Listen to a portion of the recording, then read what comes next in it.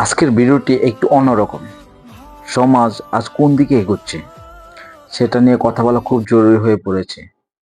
আমরা বরাবরই প্রেমের জয়গান গাই, কিন্তু প্রেমের নামে যখন শালীনতা আর সংস্কৃতির সীমা ছাড়িয়ে যায়, তখন চুপ থাকা কঠিন।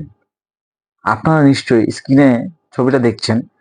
9 বছরের ভালোবাসার পূর্ণতা, সবই ঠিক আছে, কিন্তু প্রকাশের ধরনটা কি মেনে নেওয়া যায়? আমরা নিজেদের খুব আধুনিক মনে করি, কিন্তু আধুনিকতা মানে কি এই যে নিজের কৃষ্টি কালচার বা বড়দের সম্মানকে বিসর্জন দেওয়া? বিয়ের পিঁড়িতে বসে হাজার মানুষের সামনে আত্মীয় স্বজন এবং গুরুজনদের উপস্থিতিতে এমন আচরণ কি সত্যি শোভা পায়? ভালোবাসার গভীরতা কি প্রকাশ করার জন্য এটাই একমাত্র জায়গা ছিল? ছবির ক্যাপশনে লেখা আছে 9 বছরের ধৈর্যের ফল।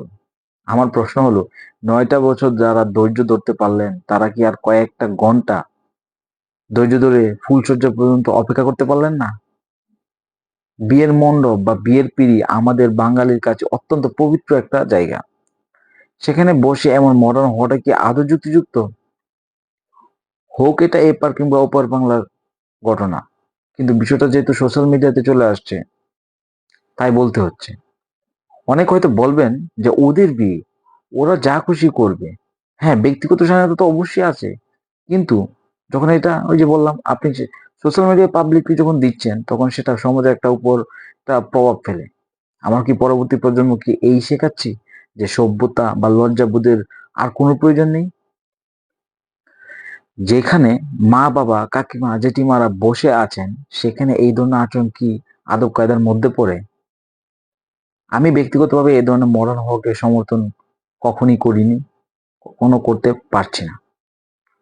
ভালোবাসা পবিত্র, কিন্তু তার বহিঃপ্রকাশের একটা সঠিক সময় এবং একটা সঠিক স্থান থাকা উচিত।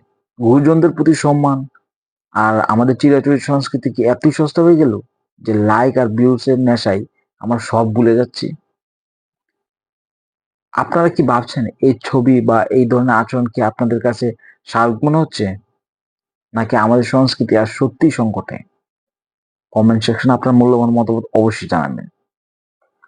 ভিডিওটি ভালো লাগলে শেয়ার করুন, এবং এই ধরনের সামাজিক বিষয় নিয়ে আলোচনা শুনতে চাইলে আমাদের সাথেই থাকুন।